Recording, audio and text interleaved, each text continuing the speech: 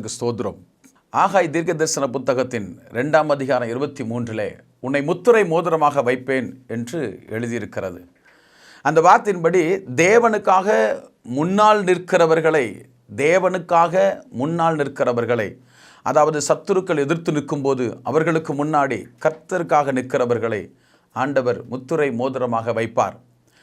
அந்த வகையில் தாவீதை குறித்து வேதத்தில் சொல்லப்பட்டிருக்குது. 1 சாமுவேல் 17ஆம் அதிகாரம்.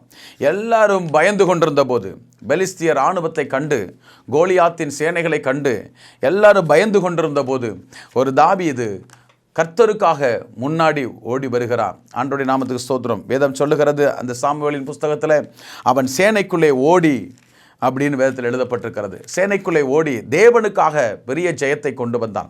கர்த்தருக்காக முன்னால் நிற்கிற ஒரு அனுபவம்.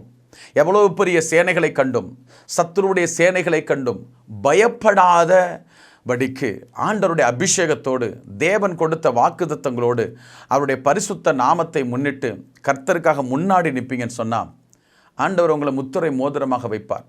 அன்றைக்கு கோலியாத்தை வீழ்த்துகிற அதிகாரத்தை, அந்த முழு சேனையையும் கலங்கடிக்க பண்ணுகிற அதிகாரத்தை தாவீதுக்குள்ளே தந்தவர், உங்களுக்கு விரோதமாய் ஒவ்வொரு நாளும் எழும்பிக் கொண்டிருக்கிற கோலியாத்தின் வல்லமைகளை, உங்களை பல வருடங்களாக பயமுறுத்தி கொண்டிருக்கிற எந்த கோலியாத்தின் வல்லமைகளையும் மேற்கொள்வதற்கு கர்த்தர் உங்களை முத்திரை மோதிரமாக மாற்றுவார், அதிகாரம் உடையவர்களாய் மாற்றுவார்.